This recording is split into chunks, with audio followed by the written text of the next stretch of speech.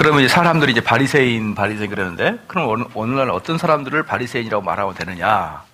하나님이 주시는 은혜를 받을 생각을 없고 자신들 스스로 위로하며 의롭다고 생각하는 자인데, 여기서 제일 중요한 게 뭐냐면 의롭다고 생각하는 자, 의롭다고 생각하는 자, 스스로를. 그래서 제가 그렇게 민주화 운동하는 사람들을 그렇게 제가 뭐라고 하는 이유는 그들은 스스로를 다 의롭게 생각하거든요. 아마 우리나라에서 제일, 이번에도 봐보세요. 이번에 뭡니까? 정권을 잡기 위해서 많은 사람들이, 뭘 주장을 했냐면 도덕성을 주장했거든요. 도덕성. 그렇죠. 그래, 많은 사람이 도덕성을 주장했다가 이번 정부의 첫 번째 키워드가 내로남불인 거 아시죠? 내로남불. 이렇게 돼버리는 거예요, 이렇게. 그러니까, 의롭다고 말하지 마라. 니네들이 안 밝혀져서 그렇지, 밝혀지면 똑같다. 저는 이미 그런 생각하고 있기 때문에 사람들이, 의로운 척 하는 사람들이 제일 꼴불견이에요. 예. 제일 꼴불견. 왜? 저는 그들이 바리새인처럼 확고하게 믿고 있거든요. 바리새인들을 여러분들이 교회 열심히 다니고 나이 좀 먹고 장로님이고 이런 분들이 바리새인이라 생각하지만 그렇지 않아요. 젊고 의롭고 정직하고 이런 자들 중에 바리새인이 훨씬 많다는 거예요. 아시겠죠? 예수님께서 산상 설교하실 때 그들이 가지고 있는 믿음 있는 개념을 깨부시려고 하셨습니다. 그들이 붙들고 있는 소망도 산산조각 내시려고 하셨습니다. 그 이유는 그들이 율법을 지켜서 의롭다 생각하였기 때문입니다. 너희가 율법을 지켰느냐? 그럼 너희는 간음하지 않았느냐? 너희가 여자를 보고 음욕을 품는 자마다 간음을 한 자니라. 살인하지 않았느냐? 너희 중에 누구든지 형제를 마음에 미워하는 자가 있다면 살인한 자라. 유대인들은 이러한 예수를 필요로 하지 않았기에 구속주로서 거부한 것이며 예수님을 죽인 것이다. 예수님께서 왜 이렇게 마음에 음욕을 품는 자마다 간음한 자다, 마음에 형제를 미워하는 자마다 살인하자 이렇게 한 이유가 뭐냐면 그들을 가난하게 하기 위해서예요. 그들의 죄를 깨닫게 하기 위해서. 그러기 위해서 한 것이라는 걸 여러분이 분명히 아셔야 됩니다. 그래서 만약에 그들이 그렇게 죄의식을 갖고 있지 않으면 사실 예수님을 필요로 하지 않기 때문에 그러는 것이죠. 만약 그 누구든지 은혜의 언약을 거부한다면 그는 오직 그의 마음에 완전한 욕구만 생기게 됩니다.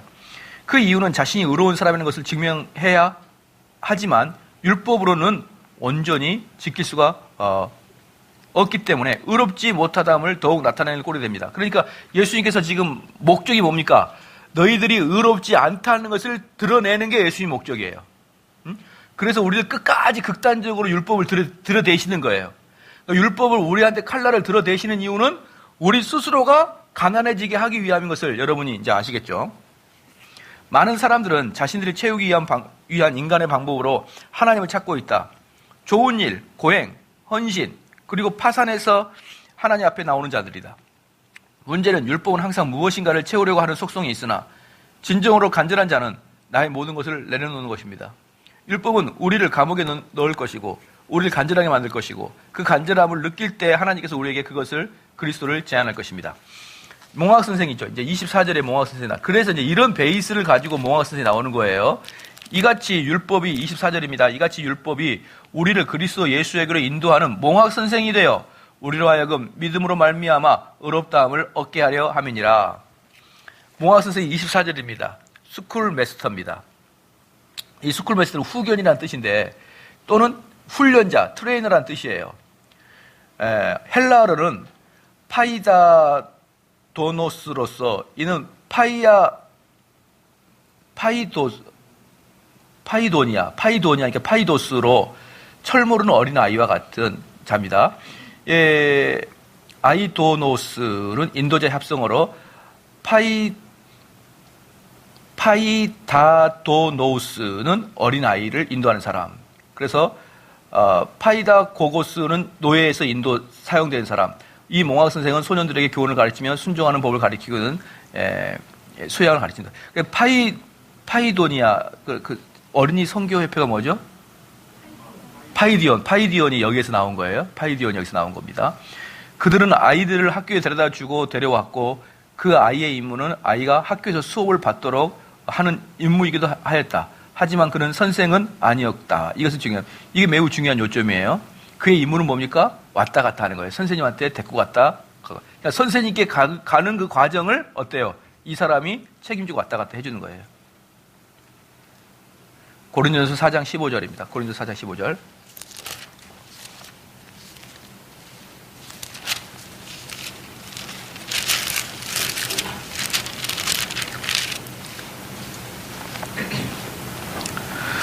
한번 읽겠습니다. 시작. 그리스도 안에서 1만 스승은 있으되 아비는 많지 아니하니 그리스도 예수 안에서 복음으로써 내가 너희를 낳았다.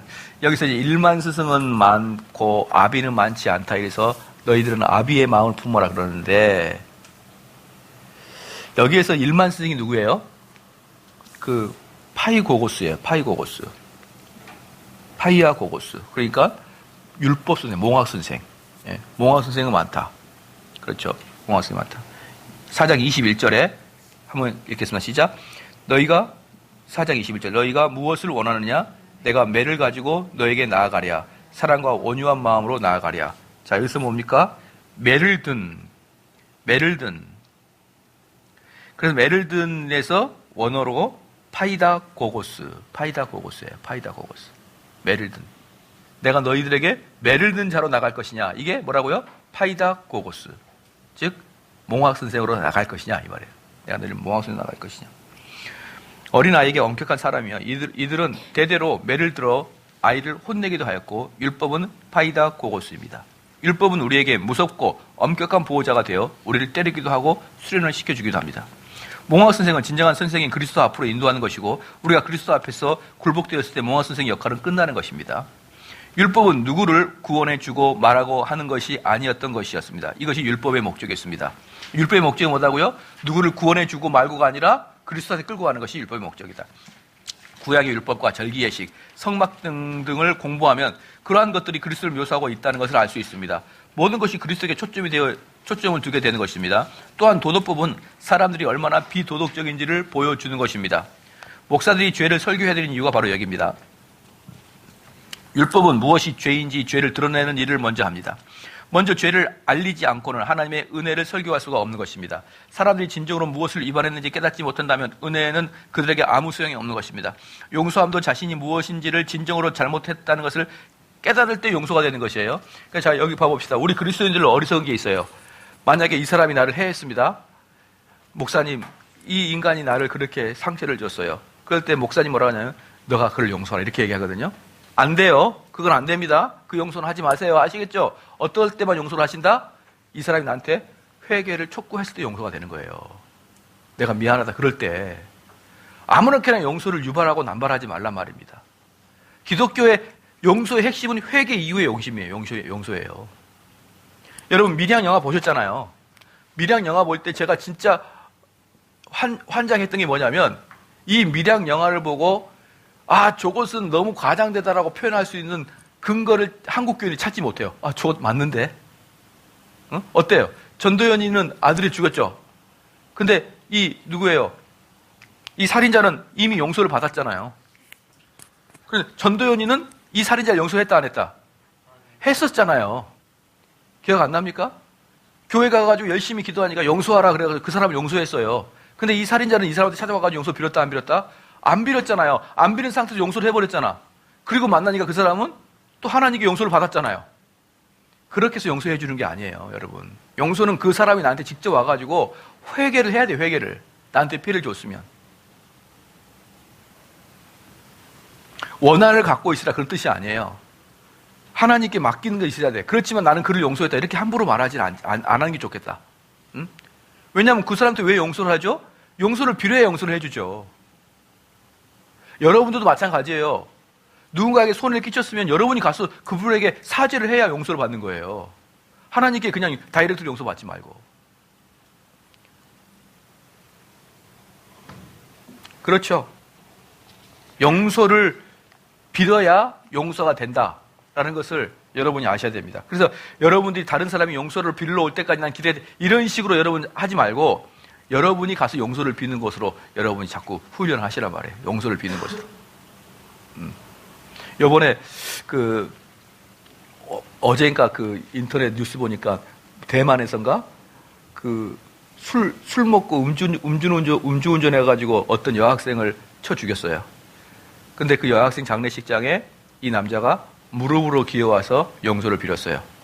그러니까 장례식장의 사람들이 네가 왜 왔냐 거절했어요. 이건 용서가 아니라 엽기죠, 엽기. 엽기. 나 참 그걸 또 용서라고 해가지고 무릎하러 기어와서 용서해달라고. 정말 여러분 사람 죽이면요 용서는 안 되는 거예요 거의. 그 사람 죽이는 사람들이 여러분 회개하고 이런다고 생각하는데 회개의 기본 개념이 뭐라고요?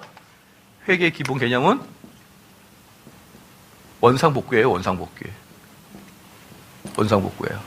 사람 죽이는데 어떻게 원상복구가 됩니까? 죄송합니다. 그런다고 될 것 같아요? 용서가?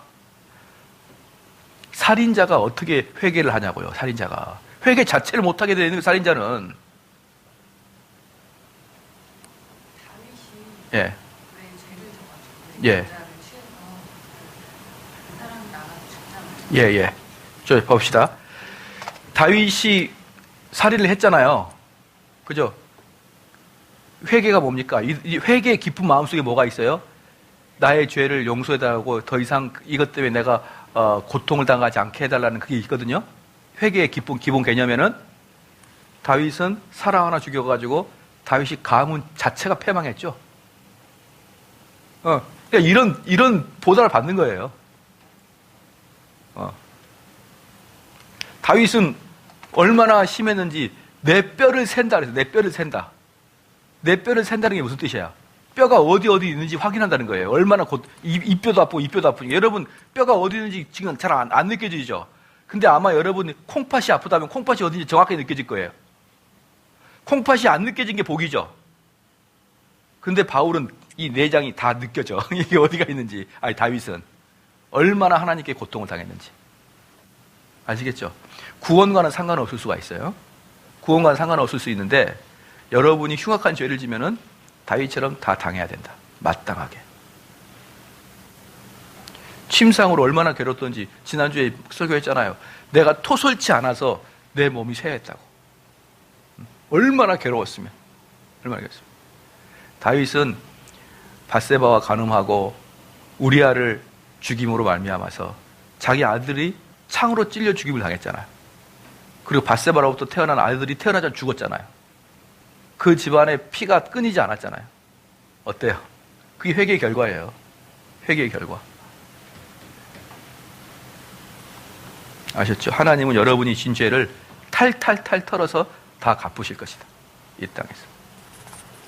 그렇기 때문에 어때요? 하나님께 우리는 간곡하게 소원한 것은 뭐냐면 그럼에도 불구하고 저를 보살펴 주시옵소서. 그럼에도 조금 덜 고통을 주시옵소서. 또는 고통을 면하여 주십시오. 이렇게 하나님께 울부짖을 수는 있겠죠. 그러나 그렇게 울부짖는 거하고 내가 죄를 지어도 하나님께 용서하고 빌면 돼. 이거 같아요? 전혀 안 돼요. 그러면 한번 볼게요.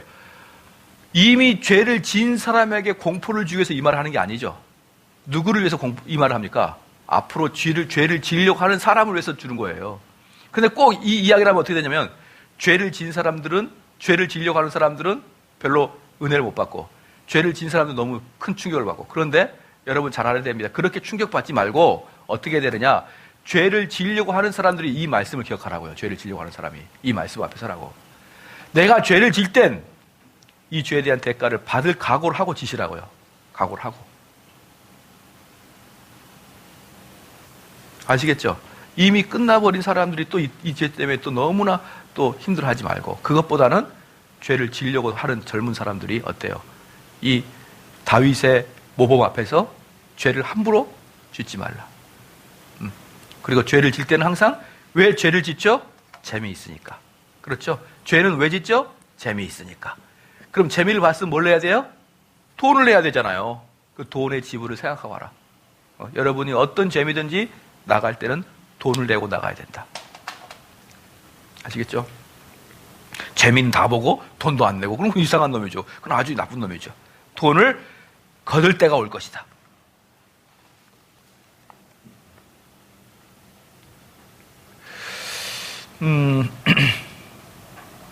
그러므로 바울은 율법도 계명도 거룩하다고 한다. 그러므로 문제는 바로 우리 자신입니다. 율법은 우리가 얼마나 비열한 인간이 있는지를 보여주며 그리스도께 인도합니다. 전로역정의 시작은 남자가 책을 읽다가 그 책이 뭡니까? 율법이죠. 자신의 죄로 인한 하나님의 진노와 심판에 있는 줄을 깨닫게 됩니다. 그리고 이렇게 시작이 뭡니까? 죄를 깨닫는 거예요. 죄를 깨닫는 거. 그리고 두려움과 고통 속에서 어떻게 하면 하나님의 진노와 심판에서 벗어날까 구한다. 그렇죠? 율법책을 읽고 두려움에 빠지고, 그 다음에 고통 속에서 하나님의 진노와 심판에서 벗어날 것에 대해서 궁금해하고, 그때 전도자가 나타나서 십자가를 가르쳐주고, 십자가의 도를 가르쳐준 거예요. 전도자는 그 십자가를 향해 가라고 하고, 그 남자는 십자가를 향해 출발하기 시작하여 이야기의 철로역정이 시작된다는 것이죠. 그렇죠? 바로 이 부분이 신앙의 시작이에요. 이 부분이 신앙의 시작. 그리고 여러분이 이걸 시작을 알았다면 마지막 죽을 때까지 어떤 과정을 거쳐 나가느냐가 철로역정인 것이죠. 그럼 그 과정이 얼마나 고달픕니까? 얼마나 유혹이 많고 함정이 많고.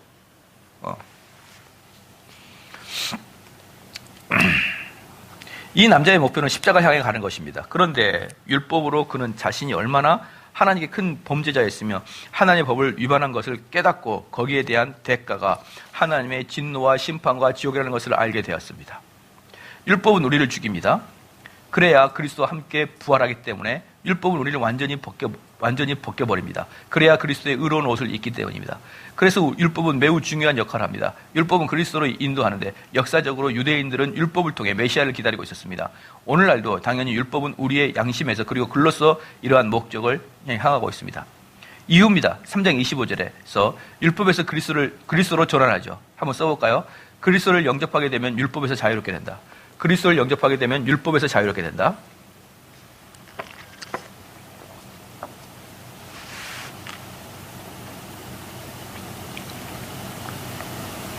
그리스도를 영접하면 율법에서 자유롭게 된다. 그 다음에 그리스도 안에 있는 자들에게는 율법이 우리를 주장하지 못합니다. 그러나 유대주의자들은 율법을 멈추지 않았으며 그래서 율법을 계속적으로 행해야만 했습니다. 바울의 말은 너희가 그리스도에게 왔으며 율법의 일은 끝났다. 율법은 단지 너희를 그리스도께로 인도하는 것이다. 자, 여기서 보면은 율법에 더 이상 지배를 받지 않는다. 율법으로부터 자유롭다. 이게 무슨 뜻일까요? 율법으로부터 자유롭다.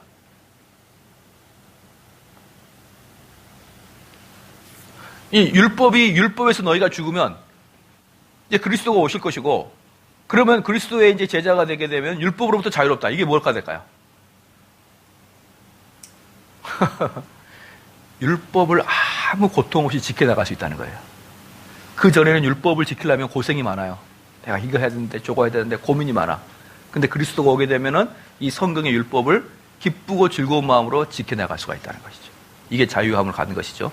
예정아, 너가 수학에서 자유롭게 되려면 어떻게 된다고? 수학을 기똥차게 잘 풀면 자유롭게 되는 것이죠. 근데 예정이가 못 몰라요. 예정이가 선생님이 수학 때문에 고통당하고 있으니까 선생님이 예정아, 너가 수학으로부터 네가 죽음을 당하고 있구나. 네가 수학으로부터 자유함을 느끼고 오란다. 그러니까 수학 던져버리고 어때요? 그냥 마음팍 나는 수학을 안 할 거야 하고 돌아다녀요. 어때요? 미친 사람이죠. 이렇게 해가지고 수능 때 이제 그때야 비로소 한탄하는 거죠. 내가 그때 수학의 자유로움을 잘못 깨달았구나. 근데 사실은 그 선생님은 무슨 얘기했어요? 수학을 완벽하게 통달해서 수학에서 더 이상 고통받지 말고 풀었다 그러면 다 맞추는 것이 어때요? 완벽하게 자유를 갖게 되는 것이죠. 그러니까 수학의 실력이 확 늘어난 것이죠. 그래야 자유롭게 되는 거예요. 그러니까 여러분이 율법으로도 자유롭다? 율법 지키는 게 아무것도 아니어야 되는 것이죠. 그러기 위해서는 여러분 속에 성령이 계신 자들은 율법을 아무렇지도 않게 지켜나갈 수가 있다는 것이죠. 여러분 분일대학 올 때 어때요? 아침이라고 오늘 갈까 말까 이렇게 온 거예요? 아니죠. 자유로운 마음으로 어때요? 기쁜 마음으로 정대호 목사 얼굴 보러 가야지. 그러갔잖아요. 왜 웃어요? 왜 웃어요? 예? 자유로운 마음으로 그게 기쁨이 되고 즐거움이 되면 자유롭게 오는 거예요. 그런데 그게 의미가 되면 어때요? 의미가 되면 너무 힘들 거죠. 너무 힘들죠. 자, 그 다음에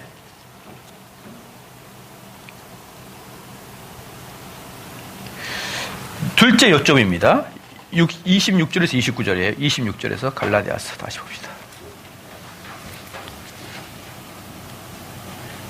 26절부터 29절까지 한 절씩 읽을게요. 시작. 한 절씩 저부터 읽을게요. 너희가 다 믿음으로 말미암아 그리스도 예수 안에서 하나님의 아들이 되었으니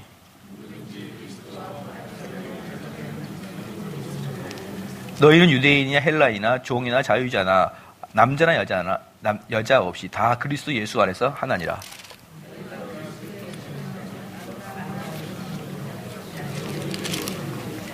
자, 여기서 28절을 보면요. 너희는 유대인이나 헬라인이나 종이나 자유자나 다 남자나 여자나 다 그리스도 예수 안에서 하나다. 이렇게 이야기하거든요. 그래서 우리가 연합운동하자, 하나 되자, 일치하자 그래요. 나는 물어보고 싶어요. 3장 28절까지 올라면 3장 다 해야죠. 다 한 다음에 일치죠. 그냥 와서 식사한다고 일치가 되나요? 일치하지 말자. 저는 차라리 그래요. 차라리 그럴 바에 일치하지 말고 식사비가 아깝고 시간이 아까우니까 그런 거 좀 하지 마. 이벤트 좀 하지 마라. 일치가 되려면은 최소한 기동 구원론에만큼은 통일을 이루어야죠. 통일을. 자, 한번 써볼게요. 여기다 써봅시다. 26절, 29절은 그리스도인이 된 후의 삶을 말한다. 26절, 29절은 그리스도인이 된 이후의 삶을 말한다. 그러면 그리스도가 된 이후의 삶은 율법이 아니라 그리스도 아래에 있죠. 율법이 아니라 그리스도 아래에 있죠. 그것은 속박이 아니라 자유함에 있죠. 율법이 아니라 그리스도에 있죠. 속박이 아니라 자유함에 있죠. 그렇죠.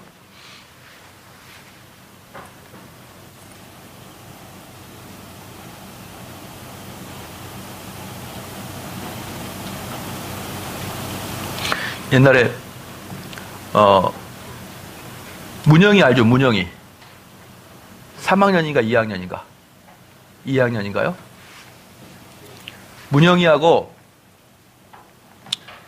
독일 가가지고 버스를 같이 탔어요. 버스를.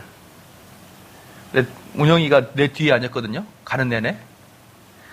그래가지고 아빠가 자길래 내가 문영이한테 잠깐 앞으로 와라. 나 혼자 여행하기가 너무 외롭잖아요. 와가지고 제가 문영이 아부도 하고 그렇게 막 손도 만져주고 막 전기도 통하게 해주고 막 재밌게 해줬어요. 그러다가 갑자기 썰렁한 시간이 있잖아요. 갑자기 우리 둘 사이에 썰렁한 사이가 된 거예요. 그러니까 문영이가 창문을 가만히 보고 있다니 좀 불편하다? 좀 불편하다? 그래서 제가 보내줬는데 여러분 어때요? 사랑이 없으면 의무가 되는 거야. 근데 진짜 내 자식이 어떨까요? 안 불편하죠, 거기 있는 게. 그렇지, 문영이는 거기 왜 있었을까요? 목사님을 섬기는 마음으로 온 거야. 까내는 초등학교 2학년짜리가 목사님 섬김으로 왜 심심해 할까봐 섬기다가 다 해주다가 이제 할 게 없으니까 썰렁하다 이 말을 안 해도 되는데 했어요. 초등학생이니까. 그거거든요. 의무적인 것은 여러분을 곧 피곤하게 합니다. 근데 사랑에 있는 것은요, 똑같은 일에도 안 피곤해요. 그러니까 율법 아래에 있는 사람은 속박인 거예요. 근데 그리스도 안에 있는 사람은 자유함이에요. 근데 드러나는 것은 그리스도 안에 있는 사람이 훨씬 더 잘 지키는 거예요. 자, 이해가 쉽게 되죠? 만약에 여러분이 그리스도 안에 없었으면 어떻게 될까요? 불편하다? 이게 나와요. 아, 이거 좀 불편한 거다. 좀 힘들다. 근데 그리스도 안에 있으면 끝없이 기쁜 거예요, 이 일이. 자, 그래서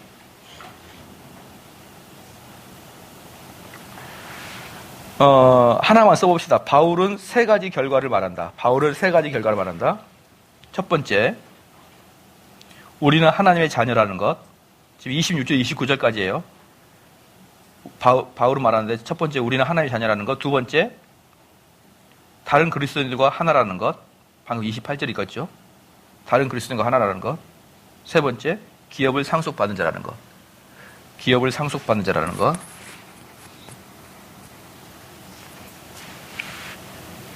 자, 첫 번째 하나님의 아들됨입니다. 26절. 우리는 감옥에서 꼼짝도 못한 자들이었습니다. 그리고 모학 선생으로부터 인도받았던 자들이었습니다. 하지만 이젠 다 커서 믿음으로 자유를 얻은 자들입니다. 성경에서는 하나님을 온 인류의 아버지라고 가르치지 않습니다. 하나님은 예수 그리스도의 아버지요, 누구든지 그리스도 안에 있는 자에게는 아버지가 되실 뿐 아니라 그리스도 안에 있는 자들에게만 하나님의 가족이고 상속을 받은 자들입니다.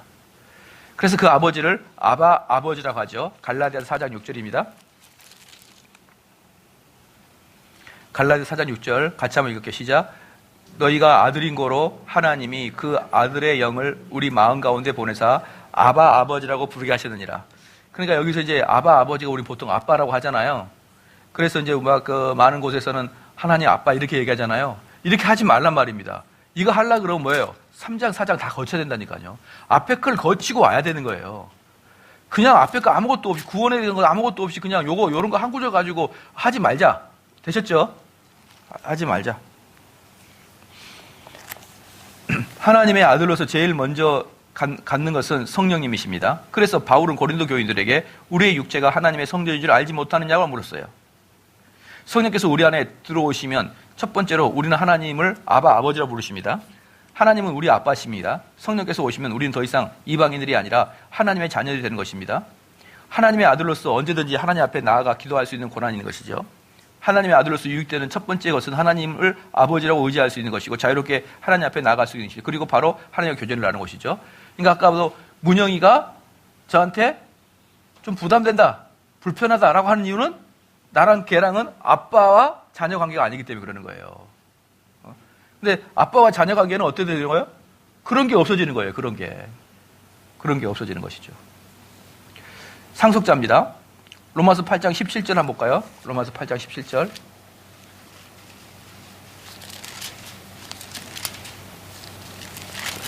로마서 8장 17절. 한번 읽을게요. 시작. 자녀이면 또한 후사 곧 하나님의 후사요 그리스도와 함께한 후사니 우리가 그와 함께 영광을 받게 위하여 고난도 함께 받아야 될 것이니라. 그렇죠? 자녀이면 써봅시다. 자녀이면 그리스도와 고난에 함께 동참할 것이고 자녀이면 그리스도와 고난에 함께 동참할 것이고 영광에도 함께 참여할 것이다. 자녀이면 그리스도와 함께 고난에 함께 동참할 것이고 영광에도 함께 참여할 것이다. 그 영광에 함께 참여한다. 이게 바로 상속자라는 뜻이에요. 그게 바로 후속인이라는 뜻입니다.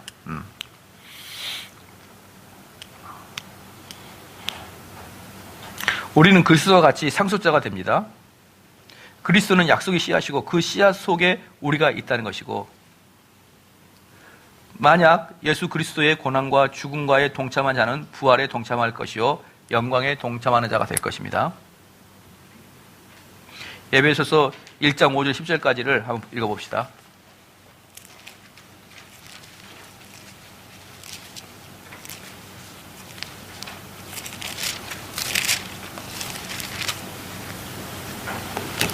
(1장 5절에서 10절까지) 제가 한번 읽어볼게요. 그 기쁘신 뜻대로 우리를 예정하사 예수 그리스도로 말미암아 자기의 아들들 되게 하셨으니 이는 그의 사랑하시는 자 안에서 우리에게 거저 주시는 바 그 은혜의 영광을 찬미하게 하려는 것이라.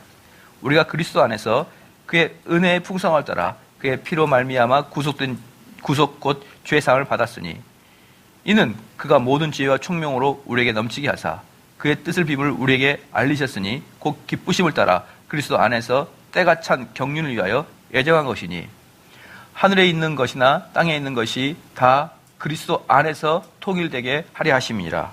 그렇죠? 한번 써볼게요. 우리는 예수 그리스도의 구속을 통해서 양자가 되어 기업을 얻게 하시고 우리는 예수 그리스도의 구속을 통해서 양자가 되어 기업을 얻게 하시고 우리는 예수 그리스도의 구속을 통해서 양자가 되어 기업을 얻게 하시고 모든 지혜와 총명도 넘치게 하셨다. 모든 지혜와 총명도 넘치게 하셨다. 즉 그리스도 안에서 모든 것을 얻을 수 있게 되었다. 즉 그리스도 안에서 모든 것을 얻을 수 있게 되었다.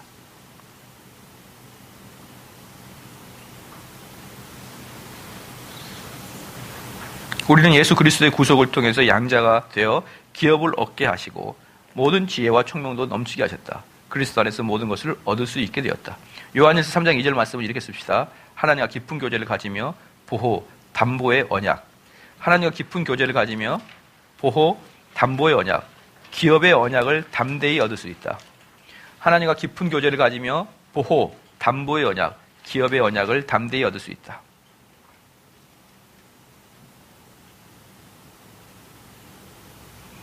하나님과의 깊은 교제를 가지며 보호, 담보의 언약, 기업의 언약을 담대히 얻을 수 있다. 그 다음에 에베소서 5장 1절입니다. 그러면 우리는 어떻게 살 것인가? 우리에게 책임이 뭔가? 요한일서 3장 2절에는 하나님과 깊은 교제를 가지며 보호, 담보의 언약, 기업의 언약을 담대히 얻을 수 있다. 그럼 우리는 무슨 책임이냐? 5장 1절 한번 읽을게요. 시작. 그러므로 사랑을 입은 자 5장, 에베소서 5장 1절이에요. 시작. 그러므로 사랑을 입은 자녀같이 너희는 하나님을 본받는 자가 되라. 자, 한번 써봅시다. 아들이 자라면 부모가 영광을 받듯이, 아들이 자라면 부모가 영광을 받듯이 그리스도인은 하나님께 영광을 돌리며 살아간다. 그리스도는 하나님께 영광을 돌리며 살아간다. 그러니까 여러분들이 하나님께 어떻게 영광을 돌립니까? 라고 하는 것은 간단해요. 잘 살면 돼요, 여러분들이. 말씀대로 살고 사람들 보기에 그리스도인답게 살아가면 된단 말이에요. 빌립보서 2장 15절 말씀 보겠습니다. 빌립보서 2장 15절 말씀. 그러니까 여러분들이 이 세상을 잘 살아가야 되는 이유는 딱 하나입니다. 하나님께 영광 돌리기 위해서. 2장 15절 같이 한번 읽을게요. 시작. 이는 너희가 흠없고 순전하여 어그러지고 거스리는 세대 가운데서 하나님의 흠없는 자녀로 세상에서 그들 가운데 빛으로 나타내며.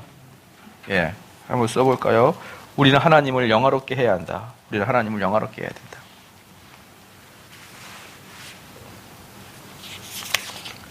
다시 갈라디아서로 와서 아들만이 받을 수 있는 기업입니다. 아들만이 받을 수 있는 기업. 3장 27절이죠. 누구든지 그리스도와 합하여 세례를 받은 자는 그리스도로 옷 입었느니라. 그렇다면 그와 연합하는 세례를 받는 것은 무엇인가? 로마서 6장 3절 5절 보겠습니다. 로마서 6장 3절로. 그럼 그와 연합한 게 무엇이냐?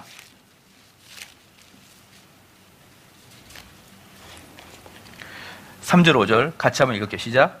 무릇 그리스도 예수와 합하여 세례를 받은 우리는 그의 죽으심과 합하여 세례를 받은 줄을 알지 못하느뇨. 그러므로 우리가 그의 죽으심과 합하여 세례를 받음으로 그와 함께 장사되었나니 이는 아버지의 영광으로 말미암아 그리스도를 죽은 자 가운데서 살리신 것 같이 우리로 또한 새 생명 가운데서 행하게 하려 하심이니라.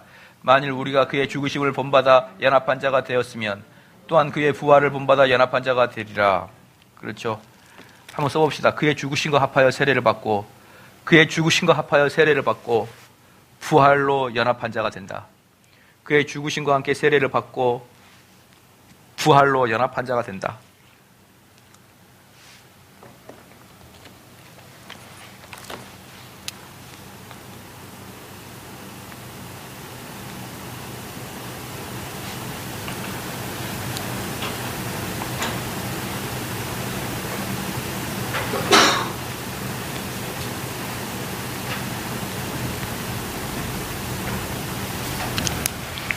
바울이 말하길 진정한 그리스도인이라면 그리스도와 함께 세례로 연합되고 그리스도로 옷 입힌 자가 됩니다. 그러니까 뭡니까? 그리스도와 함께 세례를 받는다. 그것은 그리스도와 함께 죽으신다라는 것이죠. 그게 이제 그리스도의 옷 입는 것이죠. 로마 풍습에는 누군가 그리스도와 세례하며 그리스도 안에 깊이 잠기며 그리스도와 연합되고 믿음으로 그리스도를 나타낸다면 그는 그리스도로 옷 입은 자입니다. 로마 풍습에서 어린아이가 청년이 될 때 옷을 해서 입혔습니다. 이런 의식을 통해 입게 되는 옷은 다 자랐다는 뜻입니다. 그리고 시민권과 책임을 얻었다는 의미도 있습니다. 이제 그 누구도 그를 어린이로 보지 않고 그렇게 대하지도 않는 것입니다. 몽화 선생이 그리스도로 인하여 이제는 어린아이가 아닌 청년으로서 그리스도와 같이 죽고 부활하여 연합됨으로 그리스도의 옷을 입는 것입니다. 그리스도의 옷은 의의 옷입니다. 예, 이거 지나가고 우리가 그리스도인이 되었을 때 우리는 하나님 앞에서 보이지 않고 그리스도의 옷을 입어 오직 그리스도만 보이시는 것입니다. 그래서 하나님께서 모든 신령한 복을 부어주신 것입니다. 우리를 보고가 아니라 그리스도를 보고 부어주신 것이죠. 이것이 바로 구원의 진리입니다. 나는 그리스도의 것이며 그리스도는 나의 것입니다. 그러니까 여기서 우리는 제가 지난번에도 계속 말씀드렸던 무슨 교리죠? 정가교리죠, 정가교리. 정가와 주입교리의 차이죠. 우리는 결코 주입된 게 아니에요. 그러니까 내 속에 있는 내가 변화된 게 아니란 말이에요. 내 속에 있는 신분이 변화된 게 아니에요. 다시 한번 보겠습니다. 정가와 주입교리. 정가교리는 뭡니까? 옷을 입혔다는 것이에요. 옷을 입혀버렸다. 그래서 위에서 보면은 어때요? 요거만 보이는 것이죠.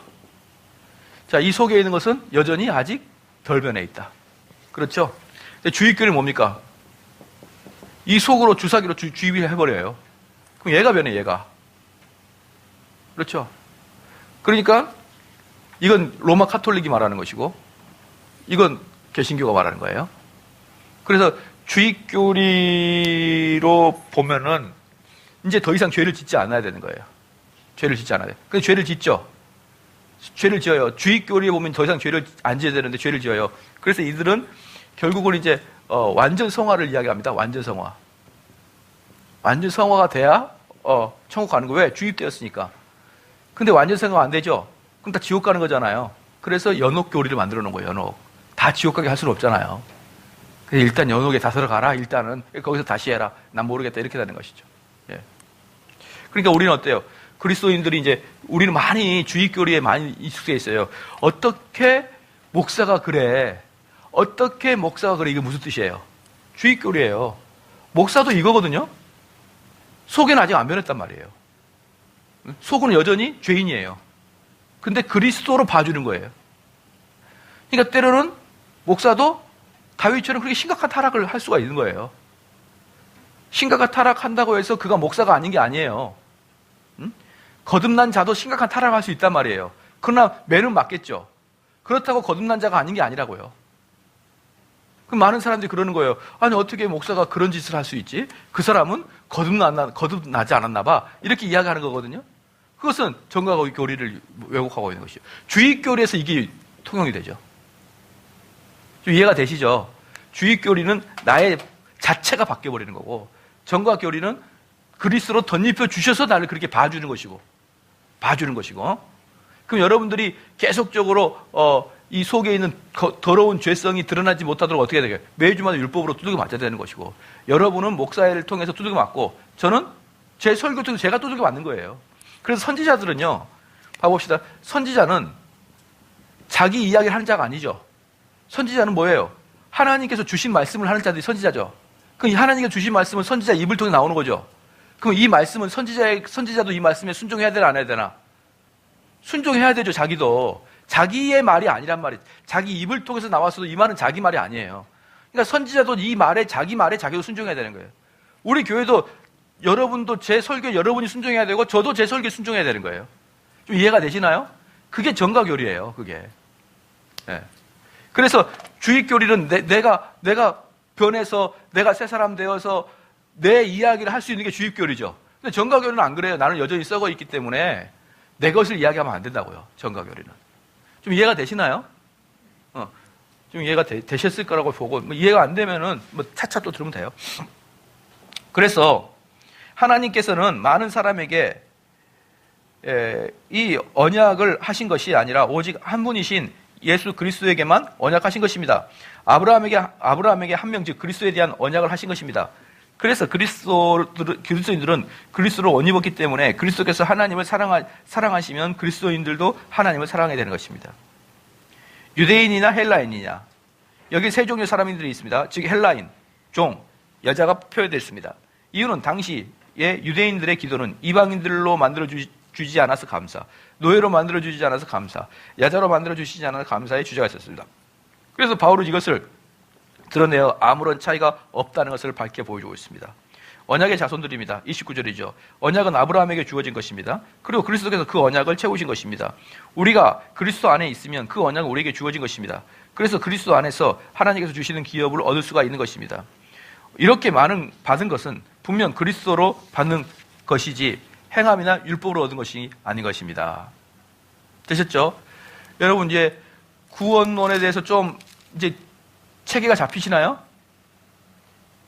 그죠? 이제 여러분들 다 잡힐 거예요. 여러분들은 3장만 제대로 하면 3장만 제대로 여러분 인식을 딱 하고 있으면 그냥 구원론은 완성이 되는 거예요. 예. 갈라디아서 3장은 뭐다? 구원론이다. 제일 핵심이 뭐다? 율법과 언약의 비교 분석이다. 율법은 모든 사람을 죄 아래 가두는 것이고 언제까지? 예수 그리스도 믿음이 올 때까지 죄 아래 가두는 것이다. 근데 죄 아래 가두는 것이 목사가 하는 일이다. 그죠? 죄 아래 가두는 건 목사가 하는 일이고 여러분이 거기에서 성령을 만나서 거듭나게 되는 것은 성령과 여러분의 문제다. 그러나 그들이 율법 아래 갖춰져 있지 않으면 그러한 역사는 없다. 그렇죠? 자, 4장 보겠습니다. 4장 갈라디 4장 1절에 11절까지는 하나님의 아들들입니다. 오늘날 모든 종교는 자신들이 선한 행위로 자신들이 받아야 할 죄에 대한 심판에서 구원을 받을 수 있다고 생각합니다. 그러나 갈라디아에서는 인간이 자신의 행위로는 자신을 의롭게 할 수 없을 뿐만 아니라 하나님께 구원받을 수 없다는 것을 배웁니다. 오직 그리스도께서 이미 십자가 위에서 다 이루신 칭의를 믿는 믿음으로 하나님과의 올바른 관계를 이룰 수가 있는 것입니다. 갈라디아서 2장 16절입니다. 갈라디아서 2장 16절 한번 읽을게요. 시작. 사람이 어렵게 되는 것은 율법의 행에서 난 것이 아니요 오직 예수 그리스도를 믿음으로 말미암는 줄 아는 거로 우리도 그리스도 예수를 믿나니 이는 우리가 율법의 행에서가 아니고 그리스도를 믿음으로 의롭다함을 얻으려 함이라. 율법의 행에서는 의롭다함을 얻을 육체가 없느니라. 한번 씁시다. 의롭다를 첫 번째와 마지막 번에 사용된다. 의롭다함을 첫 번째와 마지막 번에 사용되고 있죠. 사람이 의롭게 되는 것은 율법의 행위에서 난 것이 아니요. 그리고 맨 마지막에 율법의 행위로서는 의롭다함을 얻을 육체가 없느니라 라고 하면서 의롭다를 위아래 두 번 쓰고 있는 것이죠.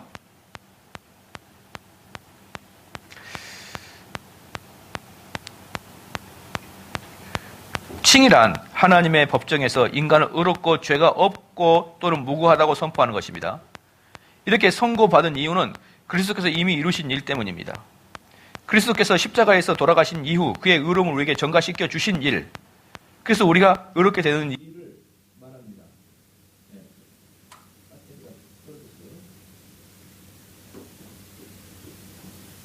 크게 읽을게요.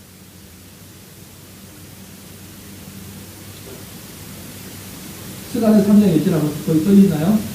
제7장 여호수아와 사단이 하나님 앞에 서 있다. 제7장 여호수아와 사단이 하나님 앞에 서 있다. 스가랴 3장 2절 여호수아는 사단에게 모함 또는 청구를 당한 것이다. 여호수아는 사단에게 모함 또는 청구를 당한 것이다. 3절 제7장 여호수아가 더러운 옷을 입고 있다. 즉 죄를 졌다는 것이다. 그럴 때 이제 죄를 벗겨주는 것이죠. 자, 4장으로 가면 하나님께서는 항상 사람을 의로운 사람으로 변화시키는 일을 하시고 계신다는 것을 알 수 있습니다. 의로움은 하나님의 은혜로서 믿음으로 인한 그들에게 전가되는 것입니다. 그리하여 옛것을 벗어버립니다. 즉 죄를 벗어버리고 새로운 의복인 그리스도의 의를 입는 것입니다. 여기서 대지사는 죄가 없는가? 아닙니다. 그런 더러운 옷, 즉 죄가 있었다. 하지만 하나님께서는 법정에서 그를 의롭다고 선포하시겠습니다. 이러한 선포는 대제사장의 믿음 때문인 것입니다. 이것이 갈라디아의 주제입니다. 모든 인간은 하나님 앞에 더러운 옷을 입고 서게 될 것입니다. 사람들은 스스로 깨끗해지려고 안간힘을 쓸 것입니다. 그러나 그것은 불가능할 것입니다. 그들의 율법적인 행위로는 더욱 자신을 더럽힐 뿐입니다. 하나님께서 낡고 더러운 옷을 가지고 가시고 새로운 옷을 입혀줘야만 합니다. 새 옷은 그리스도의 의로 옷 입는 것을 말하고 있는 것입니다. 바울은 갈라디아 4장에서 진리인 구원의 교리, 은혜 교리를 가르치려고 했습니다. 하고 있습니다. 이것은 인간의 행위로 절대로 구원을 얻을 수가 없다는 것입니다. 오직 그리스도를 믿는 믿음으로 하나님께서 인간에게 선물로 주셔야 합니다. 바울은 이걸로 할게요. 이걸로 할게요.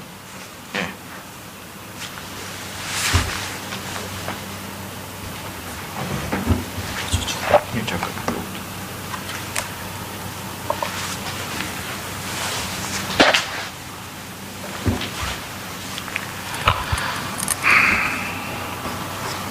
바울은 왜 계속해서 은혜의 구원 교리를 은혜 교리를 외치는가?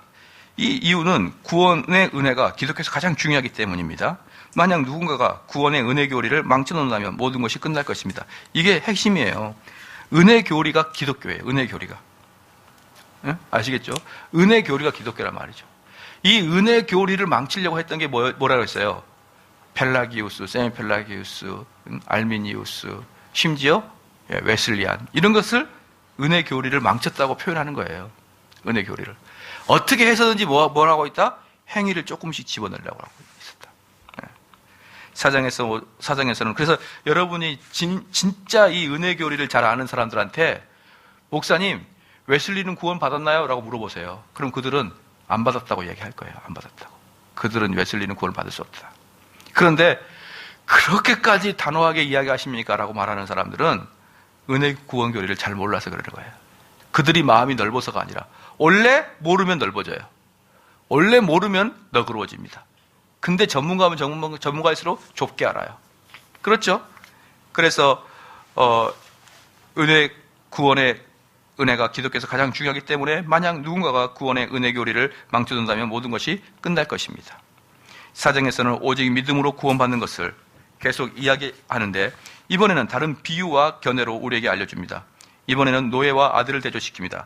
바울은 갈라디아 교인들이 율법에 속해 있는 것을 비난하며 은혜 가운데 믿음으로 하나님의 아들들을 살아갈 수 있음을 나타냅니다. 그래서 이런 과정을 거치지 않고 갑자기 불시에 목사님, 웨슬리는 그럼 불신자입니까? 감리교는 구원이 없습니까? 그렇게 말하면 해줄 말이 없어요, 사실. 예. 해줄 말이 없어요. 왜 해줄 말이 없을까요? 이걸 다 이야기해야 되니까. 그들은 예 아니면 아니요라고 대답을 하기 원하겠죠. 그런데 어떻게 인문학적 소양을 갖고 있는 것들을 예 아니면 아니요로 이야기합니까? 다 이야기가 된 다음에 이야기가 돼야 되죠. 그렇죠?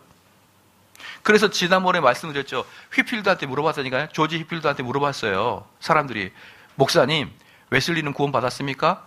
첫 번째 대답 뭐라고 했어요? No. 웨슬리는 구원받지 못했습니다. 그러나 웨슬리는 나보다 하나님께 더 가까이 있습니다. 이렇게 얘기했어요. 첫 번째 건 신앙적인 것이고 두 번째 건 휘필드의 겸손함이었어요. 그래도 웨슬리는 나보다 더 옳은 사람입니다. 나보다 더 경건한 사람이 이걸 이야기한 거거든요. 웨슬리를. 그러니까 휘필드에게 물어봤을 때 웨슬리는 구원 받았습니까? No. 그렇죠? 그건 구원받지 않았다. 그러나 그는 나보다 더 경건한 자다. 이렇게 얘기했던 거예요.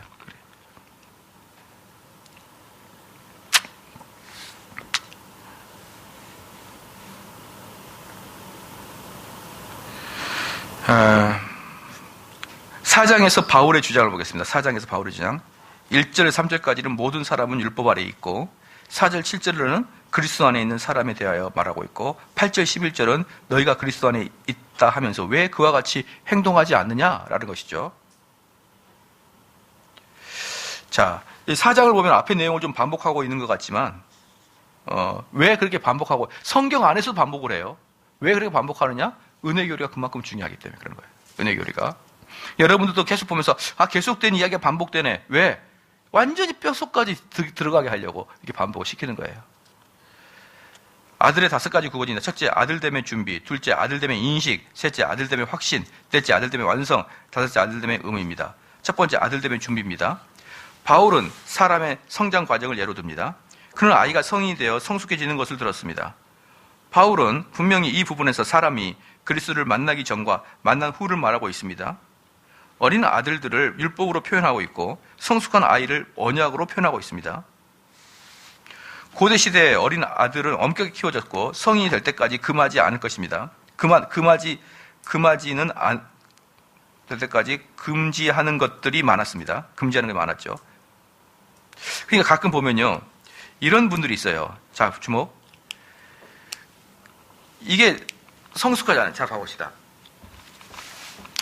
개혁교회는 찬양대가 많이 없어요. 아시겠습니까? 그러면 개혁교회가 찬양대가 많이 없는 이유가 뭘까요? 한번 얘기해 보십시오. 개혁교회가 찬양대가 많이 없거든요. 많이 없는 이유가 뭘까요? 왜 개혁교회는 찬양대가 없냐고요?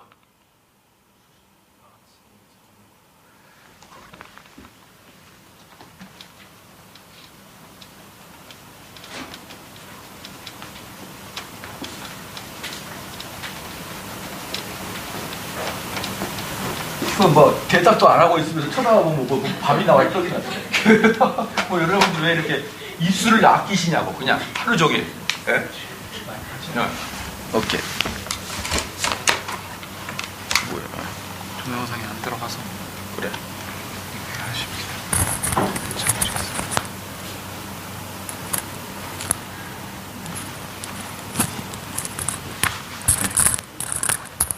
무슨 팀이 연예인도 아니고 힘드네. 어디 있어 이거? 네.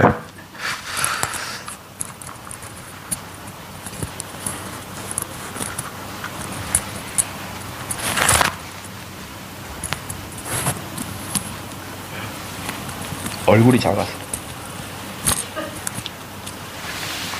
자, 여기 봐볼까요? 왜 개혁교회에 찬양대가 없냐면요. 원래 찬양대는 누구만 했으니까? 신부들만 했어요. 신부들만. 중세시대 때는.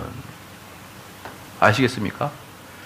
평신도들은 찬양을 못했어요. 그럼 중세시대 때 뭐가 있었습니까? 성찬식도 뭐였어요? 평신도들은 못 먹었다니까요. 장 같은 걸. 그래서 잔 후수 같은 경우는 잔을 들고 있잖아요. 다 해방시켜줬잖아요. 그래서 이때는 노래를 특정한 부류의 성직자들이 독점했었어요. 중세시대 때. 그래서 청교도들이랑 종교개혁자들이 왜 찬양을 일부의 사람들이 독점하냐 그랬어요. 독점하냐. 아시겠습니까? 찬양은 일부의 사람이 독점하는 게 아니라 전 교인이 다 해야 된다고 하는 거예요. 자, 지금 현대 21세기 대한민국 교회에서 찬양을 성가대만 독점합니까? 저는 진짜 답답해 죽겠어요. 그렇게 말하는 그런 개혁교회 목사들 보면은. 아니, 무슨 집 21세기에 찬양을 독점합니까? 그러면, 자, 봅시다. 목사님, 개혁교회는 찬양대가 있어야 됩니까? 없어야 됩니까? 자, 있어야 됩니까? 없어야 됩니까? 율법주 나가면 됩니까? 안 됩니까? 안 되는 거란 말이에요. 안 되는 거. 너무나 많은 사람들이 이런 개혁교회 안에서 여기 뭡니까? 여기 뭐라고 했어요?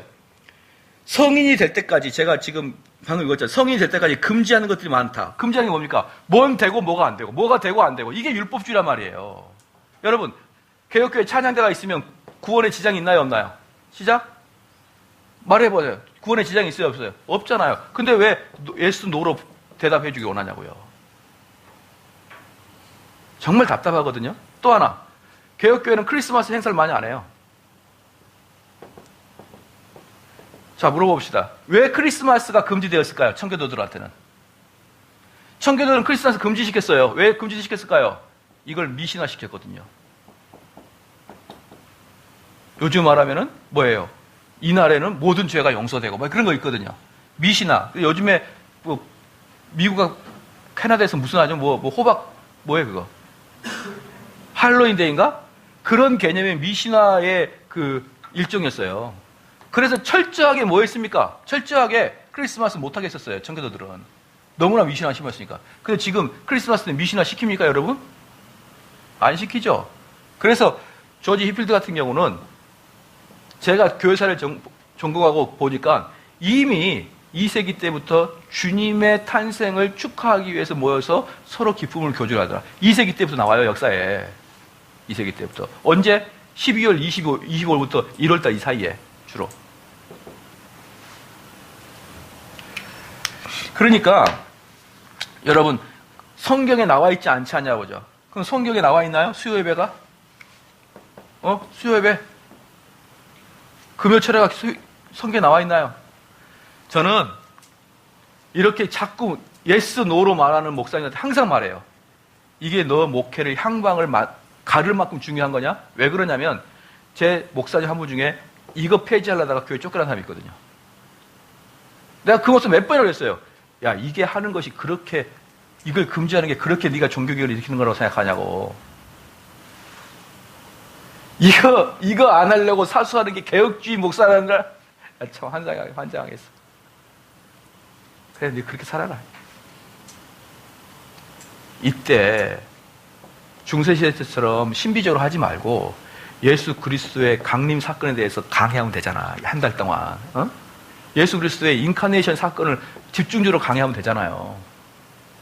왜 그렇게 어리석은지 몰라요. 율법주의는 뭐냐면 예수 아니면 노예요. 찬양대 있어야 된다, 없어야 된다. 크리스마스 해야 된다, 안 해야 된다. 심지어 뭐 해야 된다. 이렇게 나가면 안 돼요, 여러분. 아시겠죠? 그러니까 여러분들이 율법 그 은혜 안에 있을 때는 어떻게 되느냐? 은혜 안에 있을 때 어떻게 되냐? 이게 우리에게 덕이 되느냐, 안 되느냐 판단해요. 덕이 되느냐, 안 되느냐. 이게 우리 안에 서로 감정을 상하게 하느냐, 이쪽으로 나가야 되는 것이지, 해야 된다, 안 해야 된다, 이게 율법주의 나가는 거예요. 좀 물어요. 그 목사한테 물었어요. 야, 크리스마스 없애면 다 구원받니, 너희들? 진짜 청교도 핵심이 뭔지 알아요? 청교도 핵심은 이게 구원과 연관되냐예요. 왜 자꾸 부수적인 것으로 자꾸 평가를 하시냐고요. 저번에 여기 어디에요? 여기 독립문 그쪽 어디에서 교회에서 몇 분의 여자 집사님들이 와가지고 아, 교회가 상당히 개혁주의인데 여기는 크리스마스 행사하나 봐요? 개혁주의가 아닌가 봐요? 속으로. 이놈의 목사들 진짜, 이 개혁교회 목사들 정말 짜증난다. 어떻게 애들을 그렇게 가르쳐 놓을 수가 있느냐. 뭘 하고 안 하고로 왜 개혁교회 아니냐고 평가를 하냐고요. 정말 자기는 그 죄 안에서 자기의 몸을 찢고 상하고 하나님 앞에서 자기를 보여달라고 그런 몸부림을 치고 있으면서 그런 얘기를 하냐고요. 여기는 성가대 인내 없네. 여기는 뭡니까? 크리스마스 인내 없네. 저도 궁극적으로 찬양대가 없으면 좋아요. 왜? 전체가 같이 사부로 화음하면서 노래 부르면 너무 좋아. 저는 그것을 추구하고 여러분 아시고 계시죠?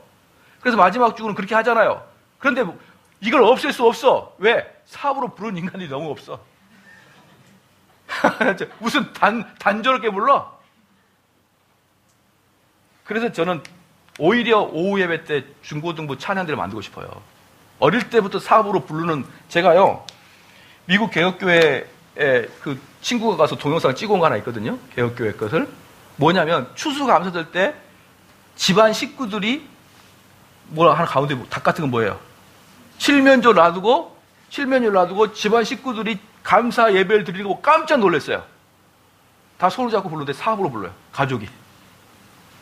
야, 할아버지부터 손자까지 한 20명 앉아가지고 손잡고 사부로 부르는데 이것은 무슨 너무나 아름다운 찬송이에요. 너무나 이런 베이스와 토대를 갖고 있는 미국 교회하고 불러라! 그러면은 나는 소프라노밖에 몰라요. 이런 놈하고 같냐고요, 여러분.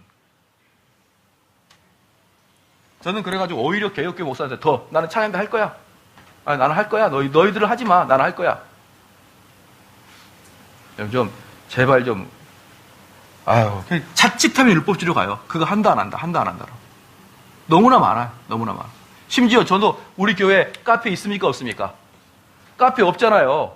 그런데 카페 있으면은 개혁교회가 아니고 카페 없어야 개혁. 이렇게 말하는 놈들한테 야, 가서 차라리 그냥 네 율법주의나 해라. 율법주의나. 카페 우리 좋아하지 않습니다. 근데 카페 유무로 개혁교인이 아닌 찾지 마시라고. 아시겠죠? 좀 이해가 되십니까? 저는 또 뭐예요? 그 설교 가운을 입잖아요. 설교 가운 입는데 뭐라고 하냐면, 야, 개혁교회 목사가 어떻게 설교? 야, 그러면 내가 입고 싶어서 입는다, 설교 가운은. 왜 내가 정대호 목사 설교 가운 안 입어도 여러분 뭐라고 안 해요. 근데 제가 설교 가운을 입을 때마다 마음이 달라지거든요. 나에게 유익하니까 입는 거야. 근데 그분은 어때요? 설교 가운을 입고 안 입고의 또 문제다. 도대체가 저는 이 율법주의와 개혁주의를 왔다 갔다 하면서 이렇게 정신을 못 차리는 목사님이 너무 많다는 거예요. 너무 많다는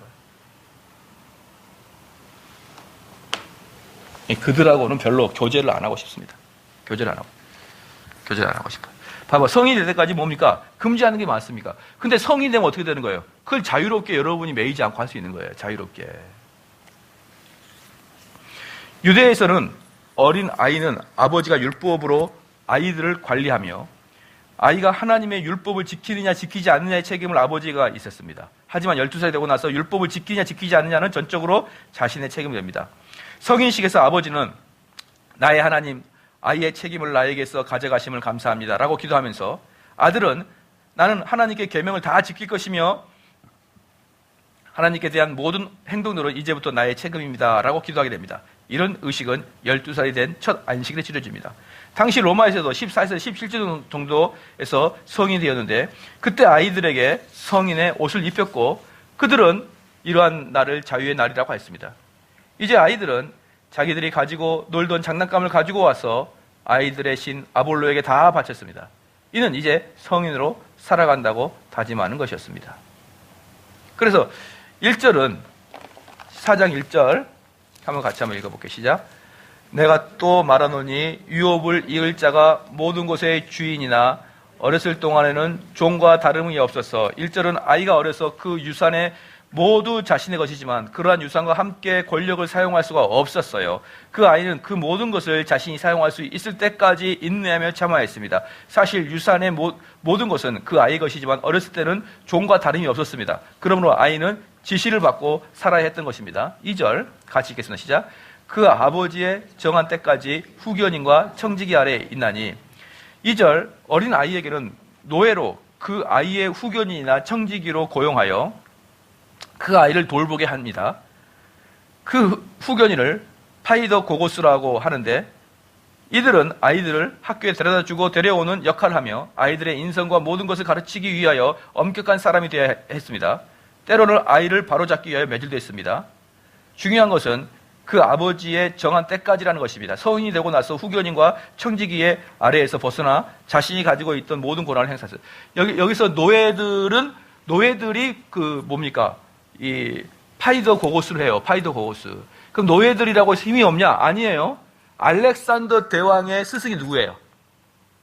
알렉산더 대왕의 스승인가? 알렉산더 대왕의 스승일 거예요. 누구죠? 아리스토텔레스예요. 아리스토텔레스. 그러니까 아리스토텔레스 노예란 말이야. 노예. 에? 엄청난 노예죠. 그러니까 그런 것들을 후견이라고 하는 거예요. 그런 일들. 그래서 왕들의 계보들을 훈련시키는 노예. 그러니까 그러면 알렉산더도 아리스토텔레스가 자기 노예도 되지만 스승도 되니까 함부로 못하고. 그러니까 우리가 생각하는 그런 노예와 주인 관계가 아니에요. 그 노예는 아주 아주 그 명예가심이 있는 노예란 말이에요. 그렇죠. 그렇지만 그 노예는 왕은 못 되는 거죠. 그래도 중요한 것은 그러니까 그 사람 때로는 아이를 바로잡기 위해 매질까지 하는 거예요. 그러니까 아리스토텔레스 같은 그런 훌륭한 인품을 가지고 있으니까 그 아버지가 내 아들을 때려서라도 가르쳐줘라 이렇게 다 하기 때문에 그 노예에게 뭐가 있는 거예요? 권세가 있는 거예요. 그런 권세가. 근데 중요한 것은 뭡니까? 중요한 것은 그 아버지의 정한 때까지예요. 아버지의 정한 때까지. 그러니까 여러분이 율법 안에 있을 때가 언제까지예요? 하나님이 여러분을 칭의해 줄 때까지 율법 아래 있어야 된단 말이에요. 정할 때까지. 그렇죠? 성인이 되고 나서는 후견인과 청지기 아래에서 벗어나 자신이 가지고 있던 모든 권한을 사용할 수 있습니다. 3절에서 5절입니다. 3절에서 5절까지 같이 한번 읽겠습니다. 시작. 이와 같이 우리도 어렸을 때 이 세상 초등학문 아래 있어서 종노릇 하였더니 때가 참에 하나님이 그 아들을 보내사 여자에게서 나게 하시고 율법 아래 나게 하신 것은 율법 아래에 있는 자들을 속량하시고 우리로 아들의 명분을 얻게 하려 하심이니라. 역사적으로 볼 때 그리스도가 오기 전까지는 유대인들은 율법에 속박되어 있고 이방인들은 양심에 속박되어 있었습니다. 그래서 모든 사람들은 다 어린아이와 같았습니다. 이들은 아직 성인이 되지 않아 기다려야 됐습니다. 그들은 아직까지 율법에 속박되어 있습니다. 자, 그러니까 여기서 그 율법 아래에 속했다는 것은 방금처럼 말씀드렸던 것 중에 무엇을 해도 되고 안 해도 되고 막 이렇게 되는 거예요. 이렇게 되는 거예요. 해도 되고 안 해도 되고. 그러니까 아까도 말씀드렸지만 물론 이제 개혁교회에서는 열심히 그걸 지키려고 하는 마음은 좋아요. 마음은 좋은데 그 해도 되고 안 해도 되고는 아직 초등학문적인 관점이란 말이에요. 제가 옛날에 포로시 왔을 때도 그랬고 그다음에 지난번에 프롱크 목사가 왔을 때도 그랬다고요. 프롱크 목사가 왔을 때 그랬냐면 우리가 본질적인 미국 개혁교회를 우리가 경험을 안 해봤잖아요. 우리도. 그러니까 그들을 만나면 항상 물어보는 게 많아요. 그때 제가 이제 물어봤어요. 그분에게. 우리 다 같이 이제 목사님 옆에서 물어봤단 말이에요. 그 성가대를 어떻게 생각합니까? 네? 성가대를 어떻게 생각해요? 프롱크나 포로시나 똑같이 말합니다. 그게 뭐가 문제입니까? 교회에 적합하게 하십시오. 우리 교회는 프롱크 목사님 교회는 성가대가 없어요. 우리 교회는 성가대가 없지만 이 교회가 있으면 좋을 것 같으면 만드십시오. 또 목사님 크리스마스 어떻습니까? 우리도 크리스마스를 기념하고 있습니다. 그때 아이들과 즐겁게 지내십시오. 간단해요. 근데 우리나라 개혁교 목사 만나면 어때요? 하면 안 돼요. 그건 개혁교 안 돼요. 아니 홍길동 목사가 개혁교회 한다면서 성가대가 있다고? 그거 이단이구만. 그거 개혁교회를 잘 모르는구만. 이렇게 쌈딱이에요 우리나라는. 근데 미국 목사는 안 그래요. 덕을 세우십시오. 하십시오. 해도 되고 안 해도 되고 교회 맞게 하십시오. 너무나 감격스러워요. 그런 모습들이. 너무나 많아요. 옛날에 어떤 목사님은 열린교회 개혁교회 아니더라. 김남재 목사님 개혁교회. 왜요? 뭐 교리가 틀렸어요? 가니까 카페가 있더라고요. 이게 미친나 이게. 그 교회가 개혁교회인지 아닌지 나는 모르겠지만 카페 유무로 개혁교회를 가지면 됩니까? 정말 답답해요. 답답합니다. 답답해요. 그리고 아까도 말했던 어느 동네에 있던 그 집사님 한 무리들처럼 그것을 성도들은 완전히 기준을 잡아버려요. 그런 기준을 딱 잡고 있어버립니다. 그러니까 그것은 누구의 잘못인 거예요? 목사님의 잘못인 거죠. 여기서 뭐라고 하는 거예요? 그것은 어린아이 때 무엇을 해도 되고 안 해도 되고를 구체적으로 이야기했던 어린아이 때고, 그냥 여러분이 믿음에 성숙한 사람은 어떻게 됐습니까? 그것을 여러분이 구속받지 않고 기쁨을 하는 거예요. 기쁨으로. 자, 그래서 오늘날 그리스도인들도 어때요? 좀 더 성숙해져야 된다. 그래서 저는 우리 개혁교회가 참 성숙해져야 된다. 왜냐하면 지금이 성숙하지 않는 것 같아요. 왜냐하면 싸움이 너무 많아요. 개혁교회 안에서. 목사들끼리 싸움이 너무 많아. 다 한 명 한 명 만나보면 다 뛰어난 분이거든요. 근데 다 뛰어나도 어떤 목사님은 이렇게 반듯하게 뛰어날 수 있지만 어떤 목사님은 약간 다이아몬드 방식으로 뛰어날 수 있잖아요. 이런 차이 가지고 싸워요, 막. 이런 차이 가지고. 막 저는 그래서 교제를 단절시켰어요. 너무나 스트레스를 제가 받아가지고. 옛날에 한 번은 저희 교회에서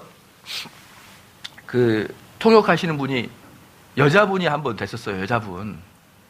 통역하시는 분을 여자분을 세웠거든요. 근데 저도 좀 마음에 안 들었죠. 왜냐 그러면은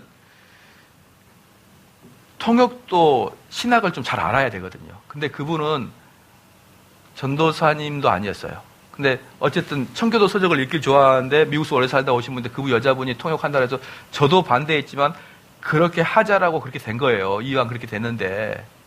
저는 신학교 교수님을 했으면 좋겠다고 계속 이야기했지만, 근데 또 이제 그렇게 또 했는데 또 제가 또 통역됐거든요. 그냥 SNS에서 난리가 났어요. 개혁교회인 줄 알았더니 여자를 통역자 세웠다고 막. 그게 개혁교회냐 이러면서. 개혁교회 아니냐 내가 댓글 쓰려다가 참았어요. 본인이라. 그런 것들이 참 사람을 피곤하게 합니다. 사람을 피곤하게 해요.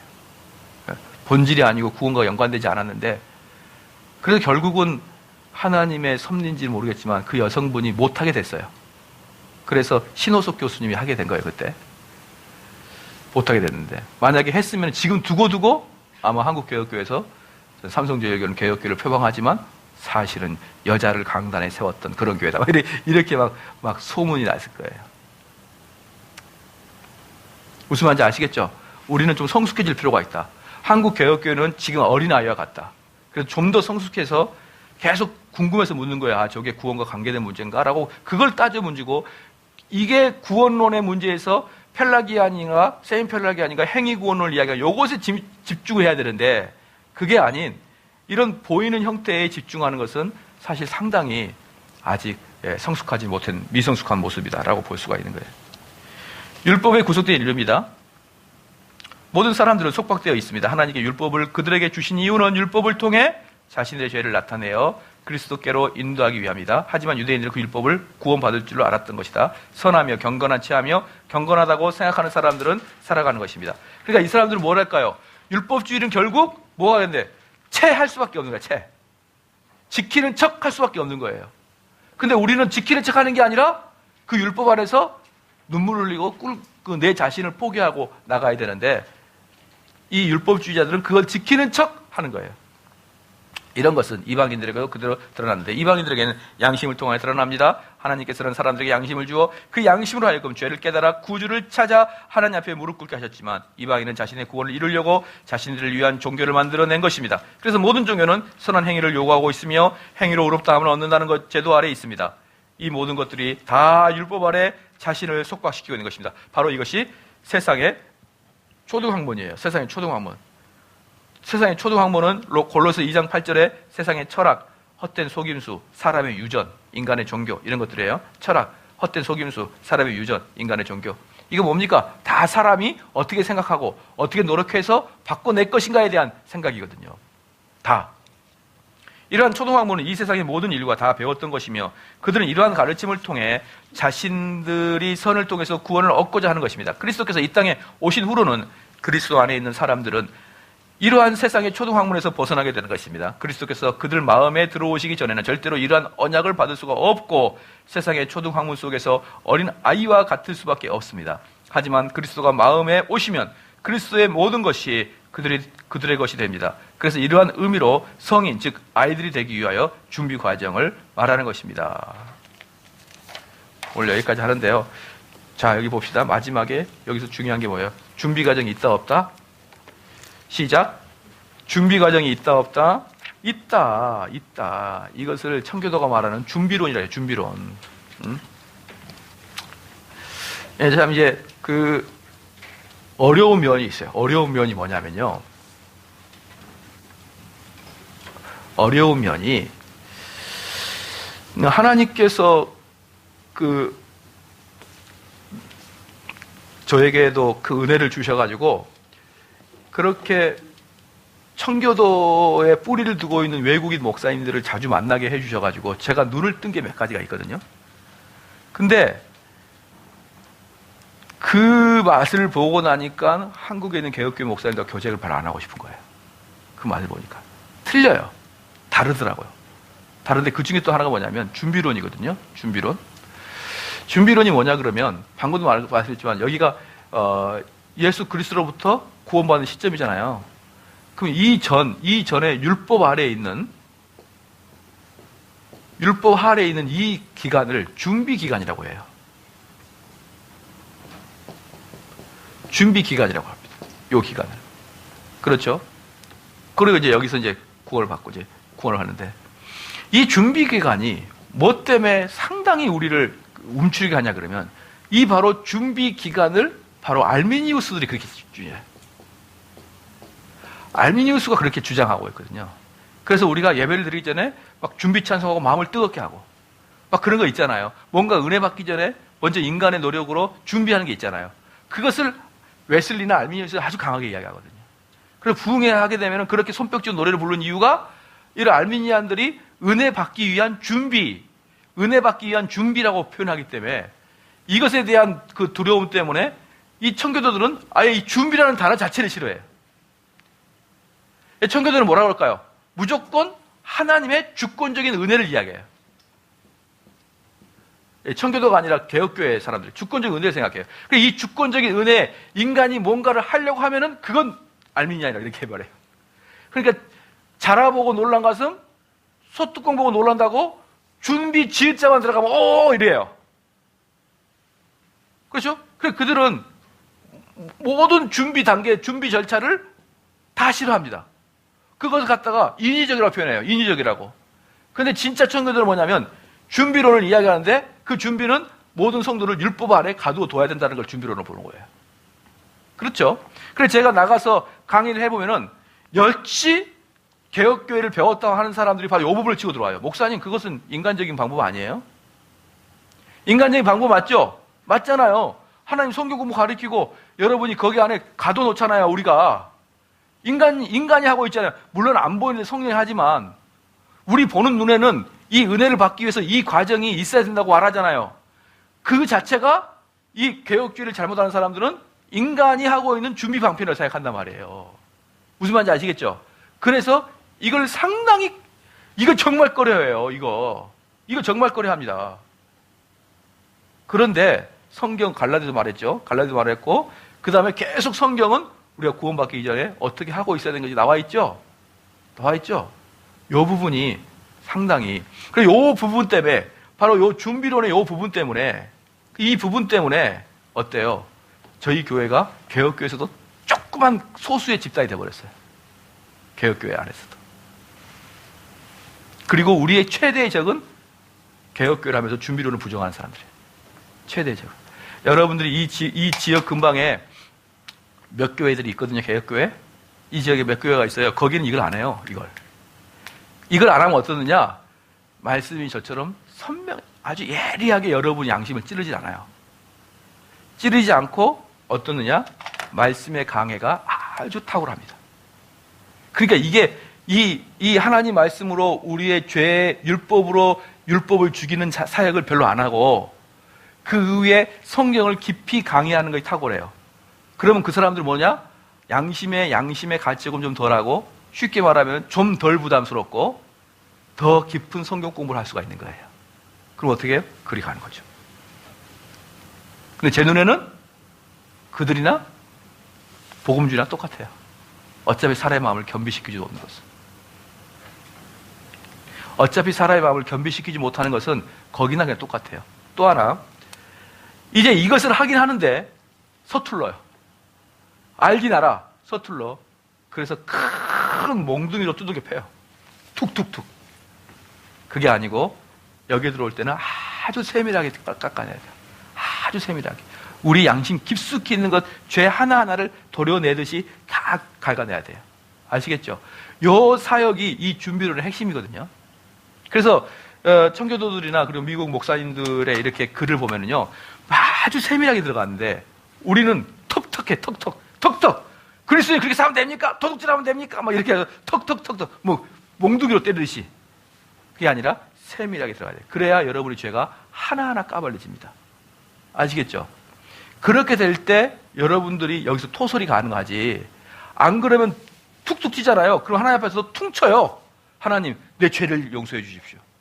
이렇게 돼버린단 말이죠. 그리고 그나마 대부분은 이것도 안 한다. 대부분은 이것도 안 하고 여기에서부터 이렇게 시작해버려요. 대부분은 여러분이 알고 있는 개혁교회는 거의 다 그럴 거예요. 이걸 개혁교회라 그래요. 저는 이거를 오히려 이런 교회를 저는 오히려 살아있는 교회보다 더 위험한 교회라고 봐요. 이런 교회를. 왜? 자기들은 정말 이제 그동안 돌고 돌아서 정말 건강한 교회 같다고 생각하거든요. 응? 그리고 말씀을 정말 탁월하게 배우고 있거든요. 근데 뭐가 없죠? 자신을 겸비한 게 없어요. 자신을 죽이는 게 없어요. 율법으로 율법되게 하는 게 없어요. 복음을 받아들이기 전에 율법 아래에서 사망으로 끌고 가는 게 없어요.